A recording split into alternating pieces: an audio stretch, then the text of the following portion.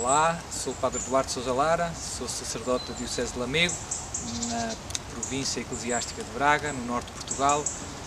Sou pároco, tenho 3 paróquias, professor de Teologia no Instituto e também sou exorcista há 4 anos, nomeado pelo nosso Bispo, e é um ministério muito bonito em que podemos ver a força de Deus em ação e tantos milagres, tantas conversões, etc. Tudo isto começou porque em 1998 fui para Roma estudar como seminarista e depois uma senhora amiga minha tinha traduzido o primeiro livro do Padre Gabriel à Morte para português e depois ela convidou-me, foi a Roma visitar o Padre Gabriel à Morte, convidou-me para saber se eu estaria interessado em conhecê-lo. Eu tinha lido o livro, fiquei muito contente, aproveitei o convite e fui a esse encontro, que ainda me lembro muito bem, e já percebia um bocado o italiano, portanto eu consegui aproveitar bastante, e no final pedi ao Padre Gabriel para poder ver um exorcismo e ele aceitou, e então tive, e foi uma experiência muito bonita. Às vezes temos os filmes, eu penso que não ajudam muito, às vezes temos uma ideia um pouco exagerada do que de facto são os exorcismos. E então fui e fiquei maravilhado com o amor que havia ali. Havia uma equipa de leigos, penso 4, 5, que acolhiam as pessoas com problemas espirituais, as preparavam. Depois o Padre Gabriel ia rezando meia hora com cada um e assim se passava uma manhã e com o passar das semanas e dos meses viam-se os progressos, as pessoas a ficarem melhor, a virem com alegria, a partilharem como é que a vida delas estava cada vez melhor. Havia pessoas que às vezes não conseguiam trabalhar, que não conseguiam sair de casa, etc., por causa dos ataques diabólicos, e com as orações, com os exorcismos e o empenho delas na vida cristã, iam ficando cada vez melhores. E notava-se.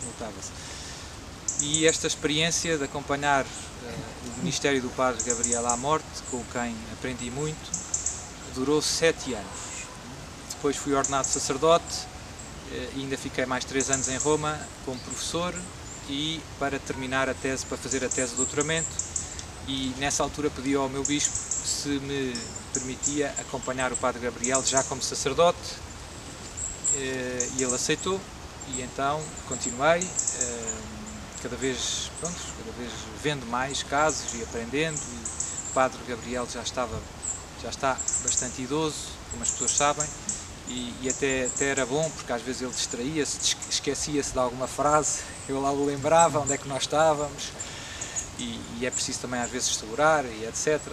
E então foi bom. Depois, em 2008, voltei, portanto, passados 10 anos da experiência romana, voltei para Portugal estavelmente, para lecionar aqui no Instituto Superior de Teologia, e pedi nessa altura ao meu bispo também para dedicar algum tempo a atender estas pessoas com problemas espirituais, que infelizmente noto que têm pouca ajuda, são muito pouco compreendidas, são pessoas que muitas vezes, num primeiro momento, os casos mais típicos recorrem aos médicos, que é o normal e que é bom que assim seja, pessoas que começam com problemas estranhos de saúde e fazem exames, mas passado às vezes meses, anos, não se chega a nenhum diagnóstico conclusivo e começa-se a perceber que os problemas delas são de origem espiritual, por vários motivos, sobretudo pela reação que têm em contacto com as coisas sagradas. São pessoas que entram nas igrejas, sentem-se muito mal, ou num momento de oração que se sentem muito mal, na missa, ou num cemitério se sentem muito mal, porque é um lugar sagrado. Tudo aquilo que de alguma maneira, onde Deus está presente, todos os lugares santos, os santuários. Há alguns santuários em que as pessoas se sentem muito mal, Fátima. Cá em Portugal há um santuário no sul de Portugal, onde está uma grande relíquia da Santa Cruz, Vera Cruz, deu o nome à terra até, Vera Cruz do Marmoal, no Alentejo. Segundo a tradição, na Idade Média, no tempo das Cruzadas, os cruzados trouxeram uma grande relíquia da Santa Cruz para Portugal e houve um milagre e a relíquia ficou ali porque floresceu, nasceu uma nascente, etc. Toda uma história. Fez ali um grande convento e ainda se dá a bênção no domingo depois da missa com o Santo Lenho, que é a relíquia da cruz. E é impressionante o impacto que causa aquela bênção, aquela proximidade com aquela relíquia da cruz em muitas pessoas destas que têm distúrbios espirituais. Reagem violentamente, etc. Todas estas pessoas, percebe-se que o problema delas, que não tem explicação clínica, nem do ponto de vista psicológico também, porque são depois pessoas que vão para os psiquiatras, para os médicos. Tenho vários casos, tenho vários psiquiatras e psicólogos, amigos meus, que me mandam casos que do ponto de vista psicológico, psiquiátrico, não têm nenhum enquadramento clínico. São coisas estranhas, pessoas que não reagem à medicação, deviam reagir e não reagem, etc, etc. E como eu dizia, por outro lado, há sinais de que o problema é espiritual, porque reagem em contacto, sobretudo, com as coisas sagradas, com a oração, etc. São pessoas há casos que as pessoas não se conseguem rezar, nem benzer, nem fazer o sinal da cruz. E tudo isso ajuda-nos a perceber que há aqui qualquer coisa de espiritual.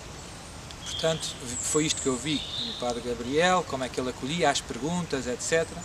E que tenho dedicado uma parte do meu tempo, não tenho assim tanto tempo livre como isso, porque tenho as 3 paróquias e as aulas e etc. Mas uma parte dedico do tempo, das minhas semanas, a receber pessoas que vêm um pouco de todo lado com problemas destes. Infelizmente, há poucos sacerdotes preparados para ajudar as pessoas. Há alguns sacerdotes com boa vontade que fazem muito bem, mas mesmo assim há pouca formação nos seminários e mesmo do ponto de vista prático, porque é um ministério, eu comparo como se fosse um médico cirurgião. É importante uma pessoa estudar, perceber como é que as coisas funcionam, mas para ser um bom cirurgião é importante também operar muito, fazer cozer, cortar, porque é com a prática, ou como o futebol. Eu posso ler livros sobre táticas, mas é preciso jogar, para ganhar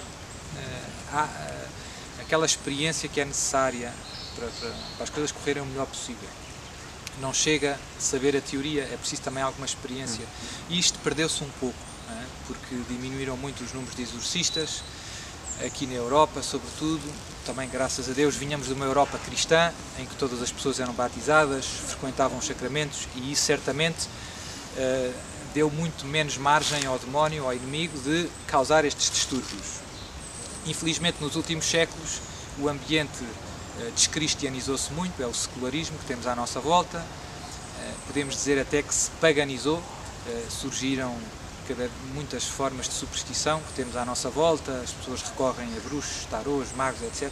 E isso, do ponto de vista espiritual, abre as pessoas a distúrbios de origem diabólica que vão para além das simples tentações. Não são as tentações de sempre, mas são coisas estranhas. E, portanto, foi um ministério que deixou de ser preciso e que agora volta a ser preciso de uma maneira mais urgente, porque encontramos, do ponto de vista quantitativo, mais pessoas que precisam dos exorcismos, precisam de aconselhamento nesta área, pessoas que se afastaram dos sacramentos, que não se confessam há muitos anos, que já não vão à missa, já não comungam, e que, sem a graça de Deus, todos estes combates se tornam muito difíceis e que muitas vezes não encontram, como eu dizia, por parte da Igreja, uma catequese, um acolhimento muito estruturado. É um bocado, depende. E, portanto, há uma certa urgência em redescobrir todo este âmbito, digamos assim, da pastoral, que, segundo muitos grandes autores, faz parte da pastoral ordinária, não é qualquer coisa de muito estranho. Todos os sacerdotes deviam saber um pouco disto, porque as pessoas, quando vão ter com um sacerdote, estão à espera de alguém que seja perito nestas questões espirituais. Não estão à espera de outras coisas. Os sacerdotes sejam peritos em economia ou em direito, isso não lhes compete tanto. Mas as questões espirituais, as pessoas contam com os sacerdotes, com a oração dos sacerdotes. E queria também aproveitar para encorajar todos os sacerdotes a usarem o poder da bênção. O sacerdote, quando abençoa em nome de Deus, é a bênção de Deus que transmite, não é a sua bênção, é a bênção de Deus. E a bênção de Deus tem um poder incrível. E devíamos habituar-nos a dar a bênção de Deus com alegria. Quando nos pedem, e eu diria até quando não nos pedem. Porque a bênção de Deus é poderosa. E temos toda a tradição bíblica e do Novo Testamento em que os cristãos viviam abençoando uns aos outros. E quanto mais aqueles que foram constituídos para serem representantes do próprio Cristo no meio de nós. Uma vez uma coisa tocou muito numa aparição de Nossa Senhora, depois de Nossa Senhora no final da aparição abençoou os terços que as pessoas tinham e disse: agora têm que receber a bênção do sacerdote, porque é a bênção do meu próprio filho. E aquilo a mim fez-me muito bem. Já sabia que a bênção do sacerdote era a bênção de Jesus, mas a bênção do sacerdote é a bênção de Jesus. Por isso, queria aproveitar para animar todos os sacerdotes a darem a bênção de Jesus, como diria São Paulo, oportuna e inoportunamente. Não tem contraindicações. Não tem contraindicações. As bênçãos de Deus, quanto mais melhor. Pronto, mas isto, voltando atrás, perdeu-se um pouco este âmbito da pastoral. Às vezes concentramos todos os nossos esforços em diagnósticos, em conselhos, e esquecemos de rezar com as pessoas. De parar e rezar. Às vezes até dizemos: sou padre, reze por mim, eu vou rezar. E não fazemos, sente-se aí, vamos rezar agora, em nome do Pai, do Filho e do Espírito Santo. É bom rezar logo, sem medo, onde calhar. Não é? Ninguém leva a mal um senhor padre estar a dar a bênção a um fiel, ninguém se escandaliza com isso, devia ser a coisa mais normal, devia ser a coisa mais normal. Como eu dizia, nas faculdades eclesiásticas, nos seminários, deixou de se transmitir este corpo de saber, e isto, do ponto de vista prático, torna-se uma lacuna no dar resposta a estes problemas que surgem neste ambiente mais secularizado, neopagão. Como eu dizia, pois o número de casos vai aumentando na Europa, em geral, Portugal não é exceção, destas pessoas, uma grande maioria são católicos não praticantes, e a grande maioria dos casos que eu tenho são vítimas de malefícios. O que é um malefício? É pedir ajuda ao demónio para fazer mal, fazer dano a alguém. Malum facere, do latim. Toda a teologia clássica, Santo Afonso, por exemplo, explica muito bem o que é o malefício, como é que se evita, como é que se resolve, etc. A maior parte das pessoas que eu recebo são pessoas que são vítimas destes malefícios. Os casos mais típicos são invejas no trabalho, problemas com vizinhos, invejas com vizinhos, problemas familiares entre as famílias, às vezes também partilhas, heranças, invejas, e infelizmente as pessoas recorrem muitas vezes aos bruxos, aos adivinhos, com o intuito de fazer mal a alguém. Obviamente que também recorrer aos bruxos para curar uma doença, para ter um filho, também é pecado grave e também abre a porta ao demónio. Estamos sempre a pedir ajuda ao demónio para conseguir uma coisa boa ou para conseguir uma coisa má. Portanto, é sempre muito perigoso do ponto de vista espiritual fazer isto. Mas a maior parte dos casos que eu atendo são pessoas que viviam, católicos não praticantes, que infelizmente foram vítimas de um malefício. Colegas de trabalho, como eu dizia, vizinhos, família, por inveja, por maldade, e que de repente começam a ter problemas físicos, espirituais, a ouvir coisas, a ver coisas, desmaiar, perder os sentidos, entrar em transe, começam a recorrer aos médicos, exames, vão várias vezes para o hospital, para as urgências, nessas vezes fazem-se os exames todos, uma vez, duas vezes, três vezes, às tantas começam a perceber que o problema deles não é um problema fisiológico, não tem nenhum diagnóstico clínico. Muitas vezes essas pessoas acabam por recorrer aos curandeiros, aos bruxos, como primeira alternativa. Muitas vezes depois dos hospitais passam para os psicólogos, os médicos encaminham para os psiquiatras, para os psicólogos muitas vezes, mas também sem sucesso. Medicação, tratamentos, os próprios psicólogos e psiquiatras não percebem o que é que se passa.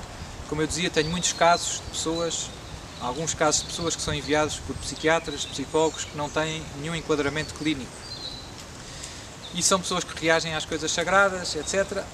Mas muitas vezes a tentação mais frequente destas pessoas é recorrer aos curandeiros, àquelas senhoras boas, entendidas, como se diz aqui, que fazem umas rezas e que ajudam as pessoas, que têm um dom, acham elas. Isso também não resolve o problema, pelo contrário, é sempre o demónio que está por trás.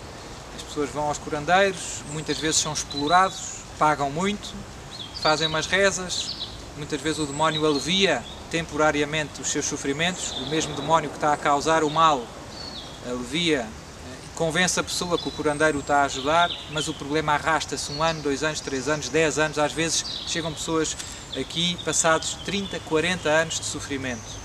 E só passados 30, 40 anos é que encontram um sacerdote exorcista, que lhes explica as coisas como elas são e começa um caminho de conversão sincera.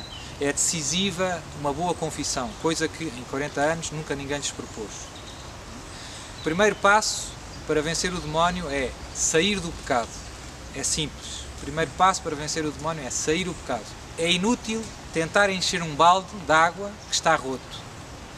É inútil. Se o balde está roto, a primeira coisa é tapar o buraco. Sair do pecado.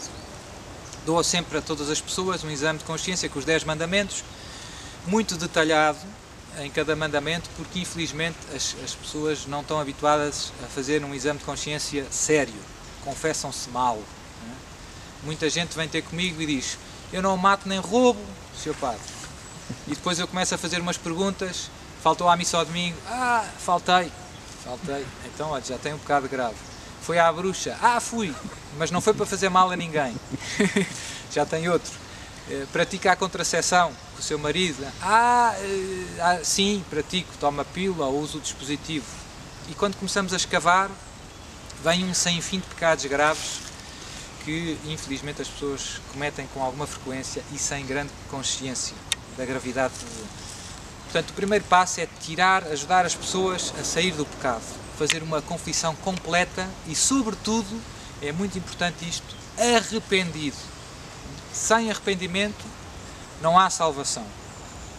Se nós não nos arrependemos dos nossos pecados, a graça de Deus não consegue entrar nas nossas almas. Não é que Deus não queira, mas se não há arrependimento, o nosso coração não se abre à misericórdia de Deus. E isto nunca é demais insistir, porque às vezes há pessoas que fazem o exame de consciência, vão-se confessar porque eu faço alguma pressão, mas falta o arrependimento. E isso dá espaço ao demónio de continuar a ter domínio sobre aquela alma. Sem arrependimento concreto, não se vence o pecado, não se volta para a graça de Deus. Portanto, depois de uma confissão bem feita, eu encorajo as pessoas a uma caminhada de sacramentos e de oração. Confissão frequente. Eu digo, é como tomar banho. Nós também lavamos o cabelo, tomamos banho, porque queremos ter o nosso corpo limpo. E esquecemos da nossa alma. A nossa alma também precisa de higiene espiritual. Confissão, pelo menos uma vez por mês. Pelo menos. Senão, há problemas.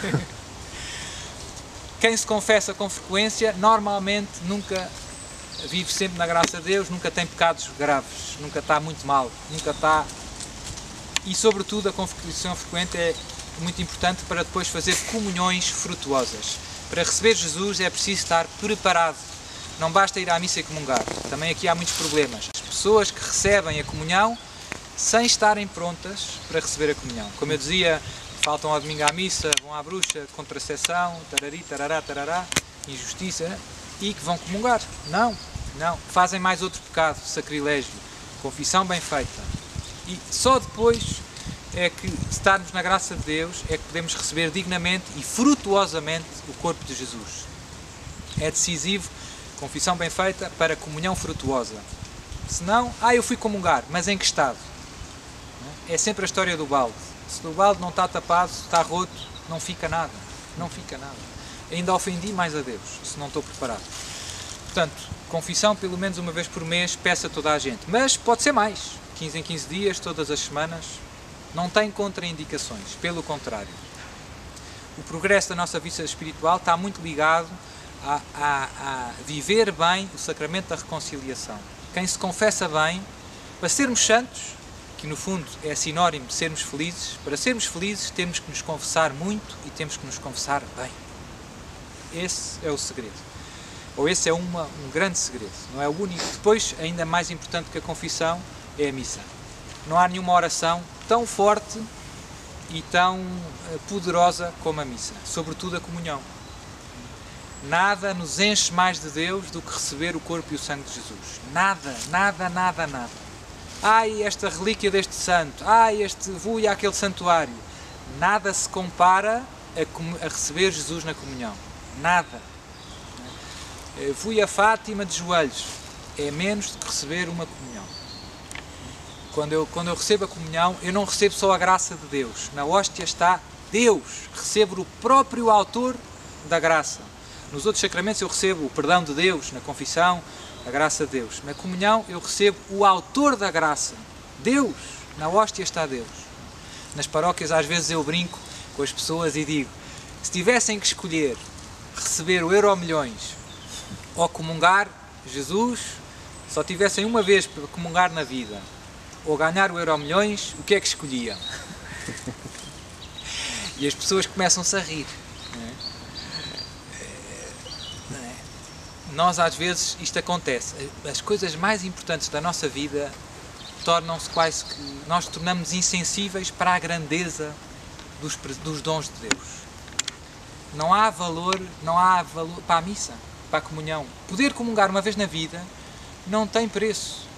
Não tem preço. E nós temos missa a 5 minutos de casa e estamos cansados e não vamos. Quando nós morrermos e olharmos para trás, vamos dizer que estúpido que eu fui. Eu costumo dizer aos mais novos, agora há estas bebidas, a missa e a comunhão é um Red Bull espiritual. Red Bull espiritual. É forte. Portanto, as pessoas que eu acompanho, e insisto muito com confissão frequente, missa e comunhão, todos os dias. Todos os dias. Não é nada do outro mundo. Meia hora à semana. E Red Bull espiritual. Queres sair do pecado, queres libertar, agarra-te a Deus. A sério. Muitas pessoas falham nisto. Mas isto acontece com as coisas do corpo. Se eu quero emagrecer, quero fazer uma dieta, tenho que ir para a ginástica. E tenho que fechar a boca. Se eu quero aprender a tocar viola, tenho que 1 hora, 2 dias. Não é sentado no sofá que é... E nas coisas espirituais as mudanças também vêm graduais. As virtudes, nós crescemos nas virtudes gradualmente. Deus transforma-nos, santifica-nos com a sua graça gradualmente. Mas é preciso ir buscar a graça de Deus, sobretudo na comunhão. O amor de Deus comunga-se. O amor de Deus comunga-se. Depois insisto muito nestas pessoas também com o terço. O terço é muito poderoso. Nós somos portugueses. Nossa Senhora em Fátima pediu a 3 criancinhas para rezarem o terço todos os dias. Portanto, os mais velhos não têm desculpa. Nós às vezes facilitamos um pouco. O terço eu comparo o terço como sei lá, como nós fazemos com o corpo, alimentamos, comemos, bebemos água. É como se eu dissesse, temos que beber água todos os dias, 1 litro. A alma precisa de alimento, precisa de Eucaristia, em primeiro lugar, mas também do terço. Nós não comemos só carne, nem só arroz, é variado. Portanto, há graças que vêm pelo terço, muito poderosas. O terço bem rezado é uma bomba. O demónio também não gosta do terço. As pessoas, quando começam a rezar o terço, pessoas que têm problemas espirituais, que precisam de exorcismos, muitas vezes não conseguem rezar o terço. O demónio esconde o terço, desaparece o terço, parte os terços, estão sempre a partir, etc, etc, etc. Portanto, vemos como o demónio não quer que as pessoas rezem o terço. O terço é poderoso. As pessoas sentem-se mal, desmaiam, começam a bocejar como se estivessem com muito sono, começam a arrotar compulsivamente, em casos graves vomitam, etc. Com a missa também há uma grande batalha, ficam logo mal antes de sair de casa. Entram na igreja, acaba-se tudo. Portanto, e eu insisto muito nestas coisas porque sei que se nos agarrarmos a Deus a sério, se fizermos uma caminhada cristã empenhada, é uma questão de tempo. É uma questão de tempo. O demónio tem os dias contados. É como a quimioterapia. É duro, mas acaba com o cancro. E então peço estas 3 coisas e mais uma às pessoas. Confissão frequente, pelo menos uma vez por mês, missa e comunhão todos os dias. Terço em família todos os dias. Em família também é mais poderoso. Rezar juntos é poderoso. Há força na oração em família e em grupo. É mais forte.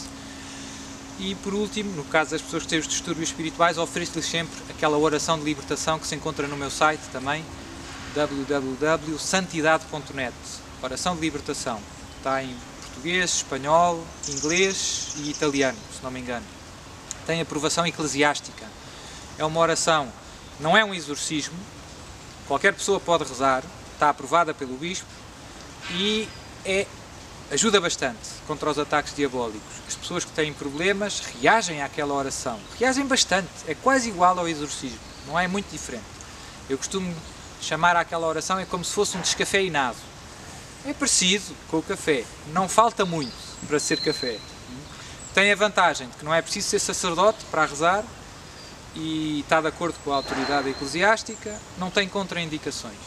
E se eu não precisar ir rezar, não tem contraindicações, mal não faz. É uma oração que desenvolve basicamente a última petição do Pai Nosso. Livrai-nos do mal, que como ensina o Catecismo da Igreja Católica, o mal aqui não é uma abstração, mas indica a pessoa de Satanás. Portanto, na última petição do Pai Nosso, que Jesus nos ensinou, estamos a pedir, sempre que rezamos, livrai-nos do maligno. É o que ensina o Catecismo da Igreja Católica. E esta oração desenvolve esta última petição. Livrai-nos de Satanás, todos os malefícios, tarari, tarará, tarará. Como eu dizia, no caso dos distúrbios diabólicos, reagem muito as pessoas. E eu uso muito também como meio diagnóstico. Quando converso com as pessoas, falo com elas, nunca rezo logo o exorcismo. Primeiro há sempre um colóquio com várias perguntas, etc. Já foi ao médico, já foi ao psiquiatra, já tem os exames, o que é que lhe disseram, o que é que não disseram. E depois começa a perguntar por tem ido à missa, não tem, confessa-se, não? E no fim reza a oração de libertação. Depois do colóquio tenho logo uma certa, como já estou muito habituado, já lá vão 12 anos, né? Já vi muita coisa, logo pelo colóquio fico logo com uma certeza bastante, quer dizer, com um grau de certeza bastante alto de se a pessoa precisa de exorcismos ou não. Mas no final rezo sempre a oração de libertação como última etapa da fase de diagnóstico. Rezo a oração de libertação, começo normalmente com uma leitura bíblica do Deuteronómio, para ajudar as pessoas a perceber que todas estas práticas supersticiosas, adivinhos, invocação dos mortos, há pessoas que vão ao domingo à missa, à segunda-feira vão aos centros espíritas, vai à missa e comunga, às vezes há pessoas que são catequistas, ministros da comunhão, e depois trabalham no centro espírita, é de doidos. As pessoas não conhecem a palavra de Deus e como essas práticas são incompatíveis com a nossa fé batismal. Não se pode dizer, Senhor, eu acredito em Ti, eu amo-te, eu vivo da Tua palavra e depois ir à concorrência. Acreditar noutra palavra, que não é a palavra de Deus.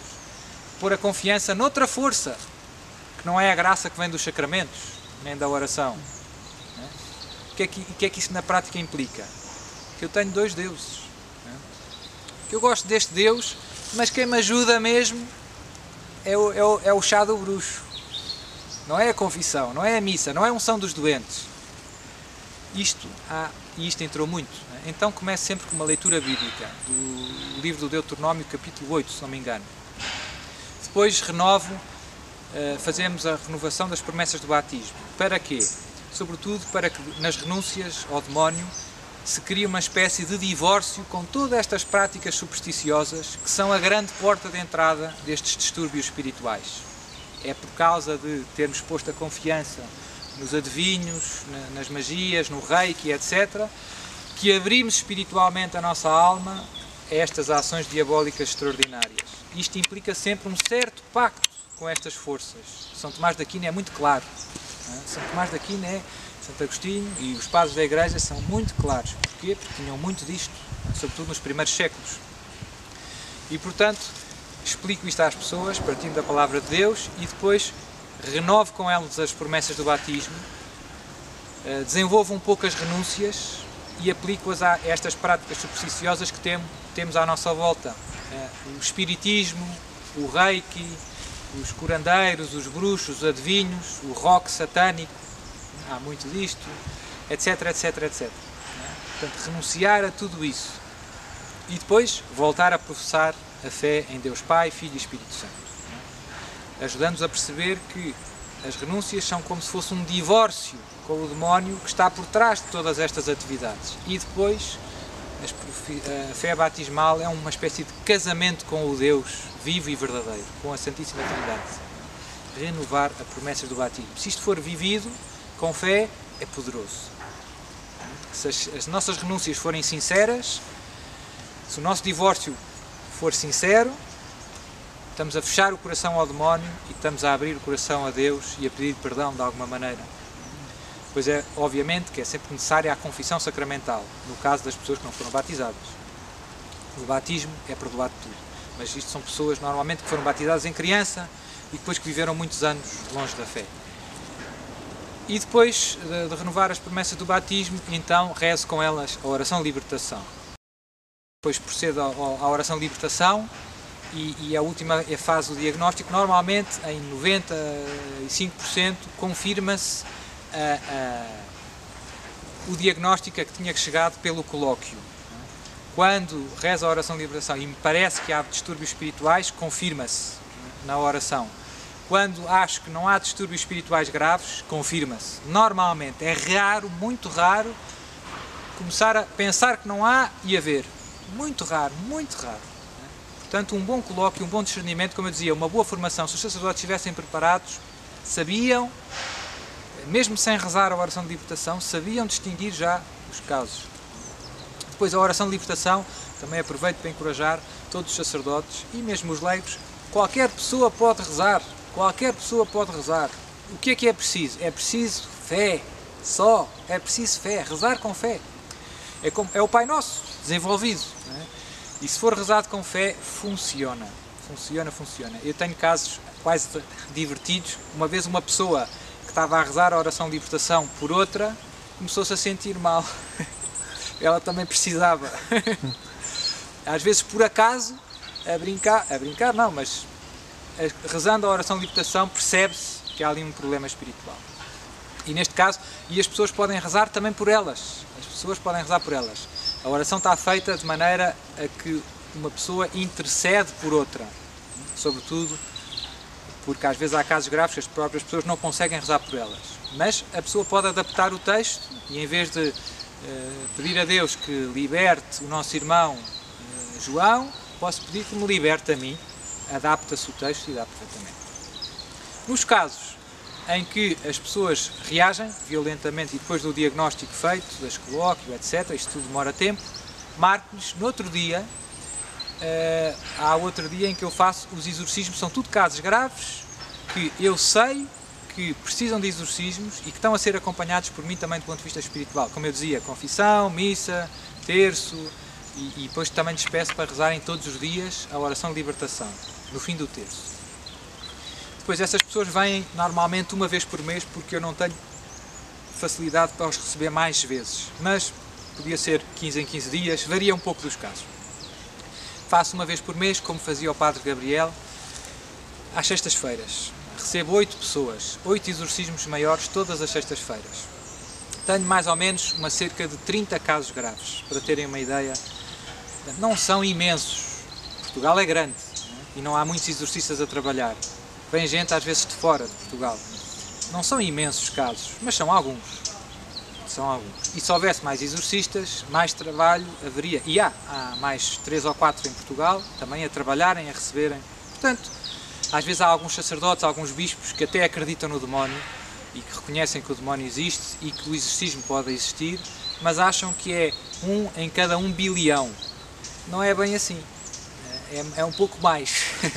E, portanto, por isso é que devia haver um exorcista, pelo menos, em cada diocese. Às vezes isso não acontece e então, pronto, no meu caso, tenho que ajudar muitas pessoas aflitas que não têm sacerdotes preparados para as ajudar nas próprias dioceses. Ainda, mas graças a Deus as coisas também têm melhorado. Também um exorcista não se improvisa. É um ministério delicado e a Igreja faz muito bem em prudência. Prudência, é preciso preparar-se doutrinalmente, espiritualmente e do ponto de vista prático, se a gente quisesse pastoral. Não é chegar e começar a rezar exorcismos. E portanto os bispos fazem bem a serem prudentes. É preciso preparar. Mas é um problema do ponto de vista pastoral. Há muita gente com problemas, há muita gente a precisar desta nossa ajuda, deste nosso serviço de discernimento, de oração e de libertação, nestes casos mais graves. Depois, às sextas-feiras, rezo, começo sempre Nas sextas-feiras são só os casos graves, tenho uma equipa de leigos que me ajuda, porque às vezes é preciso ajudar a segurar nas pessoas, as pessoas reagem violentamente, etc, etc. A família vem sempre, são sempre 3 ou 4 pessoas da família e mais 2 ou 3 leigos que me ajudam. Como é que se processa o rito, né? E o que é que eu uso? No ritual antigo, o ritual novo, às vezes fala-se um pouco disto, em latim, em português. Eu aprendi o rito dos exorcismos com o padre Gabriel à Morte, que é o ritual antigo, em latim, com o rito antigo. E tenho o rito antigo e agora há pouco tempo a Congregação do Culto Divino, como sabem, foi aprovado o antigo ritual, a missa do Missal de 62, portanto qualquer sacerdote hoje pode facilmente usar o ritual antigo e os livros litúrgicos que se usavam antes da reforma litúrgica e portanto também os exorcismos, no caso de ser sacerdote exorcista. Mas eu uso o rito atual, primeiro porque comecei a usá-lo e não noto nenhuma eficácia, nenhuma diferença na eficácia. Acho que é igualmente eficaz o rito atual como o rito antigo. Houve algumas mudanças no ritual novo para o antigo, sim, mas eu diria acidentais, nada de substancial, sobretudo nas formas deprecativas e imperativas, está lá tudo. Eu acho que houve mudanças para melhor em alguns aspectos e houve uma ou outra coisinha que não se diz nada, mas que eu penso que foi pena não se dizer, que são úteis. Por exemplo, a questão de pôr a estola à volta da pessoa, as pessoas reagem à estola em alguns casos bastante, outros nem por isso. Há muitas pessoas que reagem aqui ao pescoço. Usar o óleo dos catecúmenos é uma coisa muito poderosa também, sobretudo sobre a fronte, nos ouvidos, nariz, boca, aqui. Reagem, portanto, isso não está dito explicitamente no novo ritual, não se diz nada. Mas eu penso que era útil. Também havia alguns conselhos do antigo ritual que não se põe tanto ênfase neste novo ritual, que continuam a ser válidos. Pronto, mas são coisas práticas, úteis, que se calhar o ritual também não tem que entrar em tantos pormenores. Também não proíbe, não é? Portanto, e podem-se usar e são frutuosas. Depois, do ponto de vista da reforma do rito, da estrutura, etc., acho que está bom o novo ritual. Dá bastante margem ao exorcista para adaptar de acordo com as necessidades, o que é útil e sensato, porque às vezes aquilo é animado e às vezes há uma grande diferença entre o que é possível e o que é o ideal. Pronto, por muitos motivos, não é? Mas funciona. E eu uso o português por motivos também mais pastorais. Porquê? Porque muitas vezes as pessoas que chegam ao exorcista são pessoas que passaram por os adivinhos, por os bruxos e que têm uma predisposição para estas coisas supersticiosas e que vêm ter com o exorcista como se fosse mais um bruxo, mais um homem que tem uns dons, né? E que faz umas rezas estranhas. E então, para sublinhar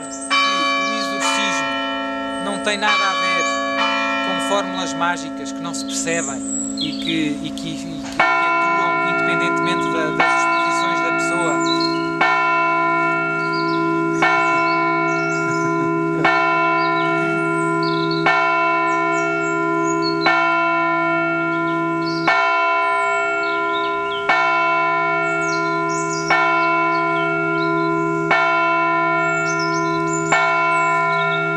Então, para sublinhar bastante que o exorcismo não tem nada a ver com uma fórmula mágica que atua, que é meio misteriosa e que atua independentemente das disposições da pessoa, quase que automaticamente, mete-se a moeda, sai a graça, como aquelas máquinas dos brinquedos das crianças, mete-se 50 cêntimos e sai.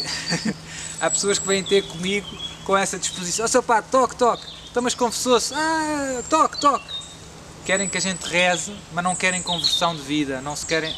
Sempre o problema de fundo, se o balde está roto, não se querem arrepender, não se querem confessar, nem comungar, nem voltar aos sacramentos. Então, eu faço muita questão que elas percebam que a libertação delas passa pela conversão delas. É Deus que as vai salvar, é Jesus Nazaré que as vai ajudar. E Jesus Nazaré atua através dos sacramentos que Ele instituiu. Jesus Nazaré atua através dos 7 sacramentos que Ele instituiu e dos quais a Igreja é ministra. Nós somos servidores. Eu digo, eu sou só o carteiro. A graça passa de Jesus por mim, através dos sacramentos, das bênçãos, não é minha. Não é minha, é de Jesus. E então, gosto de rezar o exorcismo em português. Também não noto diferença entre o latim e o português. Não noto diferença. Sinceramente, parece-me igual a eficácia. E tenho o de latim, e portanto tenho o ritual novo em latim, tenho o ritual antigo em latim e tenho o ritual em português em latim. E uso o português. E parece-me que ajuda as pessoas porque o rito é bonito e é catequético. As orações são orações que nos falam, muito evangélicas, muito bíblicas, que nos falam da ação de Jesus, do poder de Jesus de libertar o demónio, que nos recordam que Jesus nos libertou do mal, que destruiu o demónio na sua cruz, com a sua paixão e ressurreição, etc., que invocam os santos, São Pedro, São Paulo, a autoridade da Igreja. Tudo isto é catequético, tudo isto faz bem às pessoas ouvir, faz bem às pessoas perceber que é diferente. Os bruxos nunca tiveram nada de parecido. E, portanto, o rito em latim eu acho que dá mais aso a mal-entendidos, a confusões. A pessoa vai, o padre faz umas rezas estranhas, ninguém percebe o que é que o padre está a pedir e a pessoa melhora. Eu prefiro usar o rito em português. Pronto, depois o rito demora mais ou menos 20 minutos, no meu caso. Começamos sempre com a oração de libertação, todos juntos. Peço às pessoas todas para rezarem a oração de libertação, os familiares. Tento envolver muito os familiares no processo de libertação da pessoa. Nós somos uma família espiritual. A Igreja é uma família espiritual. Comunhão dos santos. Nós salvamos-nos uns com os outros. A Igreja é isso, não é cada um por si. Estamos ligados espiritualmente, uma espécie de internet da graça de Deus. Nós estamos ligados. Quando uma pessoa se santifica, se aproxima de Deus, os outros vão um pouco a reboque e também para o mal. E isto nos laços familiares vive-se muito, portanto é importante que todos se confessem. Então tente sempre envolver a família na ajuda, no processo de libertação da pessoa que está atormentada pelo demónio. E portanto gosto de, quando a pessoa vem às sextas-feiras, para os exorcismos, por começar por perguntar se confessou, neste mês tem ido à missa todos os dias, comungado, terça em família, oração de libertação, e depois começamos todos juntos rezando a oração de libertação. Depois de terminada a oração de libertação, as pessoas rezam o terço, Pai Nosso, Ave Marias, mas em voz baixa, nem em voz baixa, para dentro, não há silêncio total. Só rezo eu o exorcismo maior, como é suposto. Durante o exorcismo, normalmente, há casos mais graves do que outros. Os casos mais leves, sento-os num sofá muito cómodo, bastante baixo, e as pessoas reagem um bocado, arrotam, vomitam, torcem-se. Às vezes não é preciso segurar muito. Há casos médios em que já é preciso uma ou duas pessoas a segurá-las no sofá. Tem que se segurar os braços, as pernas, e é preciso ali. E há casos muito graves que têm uma marquesa, como os médicos, uma cama pequenina, em que se deitam as pessoas e todas as pessoas, 5, 6 pessoas, os familiares, o marido, quem for, seguram na pessoa enquanto se rezam os exorcismos. Às vezes é preciso tapar a boca, porque muitos gritos, e às vezes os demónios cospem muito, mordem, e é preciso cuidado. Não é?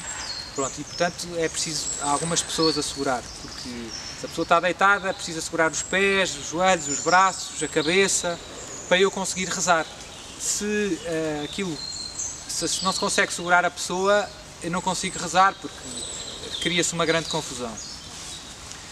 Pronto. Durante o exorcismo os demónios reagem, no final do exorcismo termina a oração. Eu no fim de tudo gosto de invocar sempre o sangue de Jesus, que é muito poderoso, o Espírito Santo, sobre diversas áreas da vida da pessoa, sobre a saúde, sobre o casamento, sobre o trabalho, etc.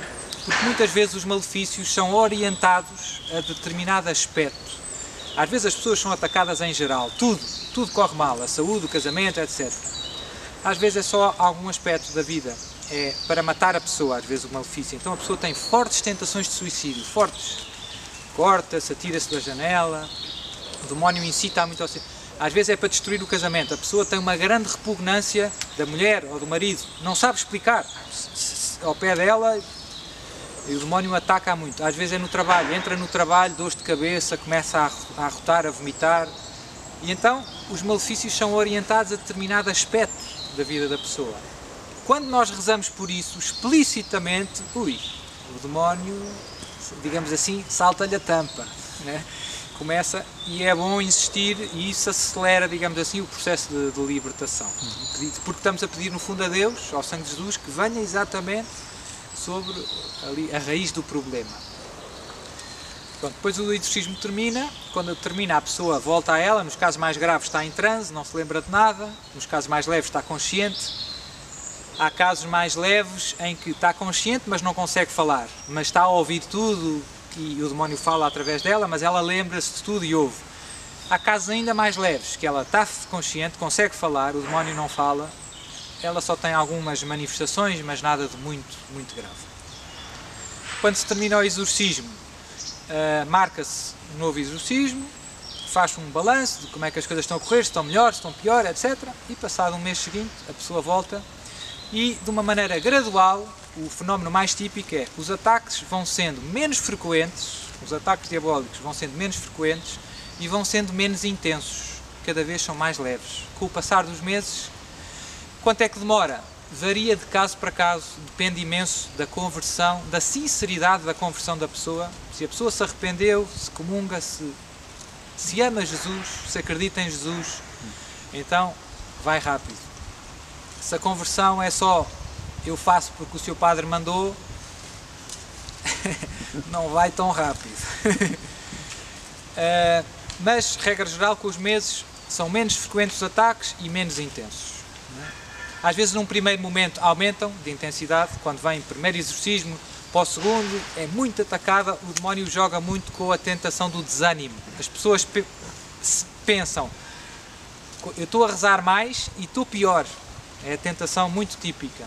Quando, no princípio, começam a ir à missa todos os dias, a confessar-se, o demónio ataca-as muito e elas pensam que se eu não rezar estou bem. É truque. É continuar e depois é que começa a acalmar. Portanto, às vezes há um pico de ataques e depois nos meses seguintes é sempre gradual. Nos últimos exorcismos já quase não reage e depois basta continuar com a vida cristã, os ataques acabam por desaparecer. E a pessoa pode fazer a sua vida normal, e tenho muitos casos, graças a Deus, que são pessoas que estão ótimas e que hoje em dia estão melhores do que estavam antes. Isto ajuda-nos a perceber porque é que Deus permite. Há muitas pessoas que se revoltam um pouco. Como é que Deus permite que nós possamos ser vítimas de um malefício? E eu não fiz mal a ninguém, fizeram-me mal e estou mal. Porquê é que Deus permite? Porquê é que Deus permite o mal? Eu digo a essas pessoas que Deus permite o mal porque Deus do mal consegue tirar coisas boas. Se não fosse aquela história, elas se morressem se calhar iam para o inferno. Porque não viviam longe de Deus, viviam em pecado, também por causa disso o demónio conseguiu chateá-las. Quem vive na graça de Deus está protegido. Eu vou à missa, confesso-me e vivo na graça de Deus. Tenho que ter medo? Nenhum. Quem tem medo é ele. Quem tem medo é o demónio. Um cristão na graça de Deus é um sacrário. Um cristão na graça de Deus é um sacrário. O Espírito Santo está dentro de nós. E o demónio não gosta do Espírito Santo, nem de Deus. Portanto, agora, infelizmente, como eu dizia, a maior parte das pessoas são católicos não praticantes. Vivem em pecado. Perderam a graça de Deus. São alvos fáceis. Há alvos fáceis para o demónio. Alguém faz um malefício. É fácil aquela outra pessoa ter problema. Seu padre, eu não fiz mal a ninguém, eu sou católico e estou mal. Primeiro, afastaste de Deus e isso a culpa é tua. Afastaste de Deus. Segundo, Deus permitiu isto para te dar um grande abanão, para ver se tu abres os olhos. E se não fosse isto, se calhar ias para o inferno, como eu dizia. E há muitas pessoas que é muito bonito, que depois no fim reconhecem que se não fosse tudo isto, todo este sofrimento, eu não tinha encontrado Jesus outra vez. Eu não vivia assim. E no fundo até agradecem a Deus aquele sofrimento todo, porque aquilo foi o clique para a grande conversão que se verificou na vida dele e depois é toda a família. Saem dali grandes apóstolos de Jesus. Sofreram muito, mas Deus salvou-os, eles sabem que foi Jesus que os salvou e saem dali para ir ajudar outros e abrir os olhos aos outros. E isso é muito bonito.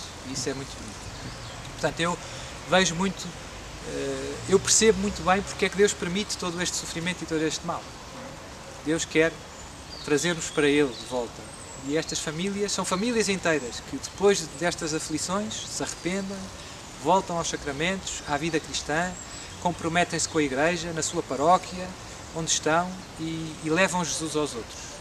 E isso é muito bom. E vão para o céu, se perseverarem na graça de Deus e vão para a Ascensão. Pronto, isto é um pouco os casos mais típicos, a experiência que eu tenho. E pronto, é um pouco isto, assim que me lembro, volto a lembrar no meu site santidade.net, tenho mais alguns vídeos sobre estes temas, tenho orações, tenho muitas catequeses também gravadas, retiros que faço e que acabam por ser úteis a muita gente. Eu não tenho tempo às vezes para estar sempre a explicar tudo, então surgiu esta ideia de pôr o site e ter muitas coisas. O site não está feito para os exorcismos, está feito para ajudar todos os homens a encontrar Jesus e a amar Jesus. Pois este tópico, como é um tópico em que eu tenho experiência, etc., também pus lá algumas coisas, poucas, comparar com as outras todas, sobre estes temas. Mas as pessoas vão lá encontrar de tudo, coisas sobre a oração, sobre catequese em geral. E pronto, é uma ideia, é facilitar a vida às pessoas e hoje em dia é bom podermos usar estes modernos meios de comunicação para levar Jesus aos outros. No fundo, a missão do site é levar Jesus aos outros, a palavra de Jesus e orientá-las para o céu da melhor maneira.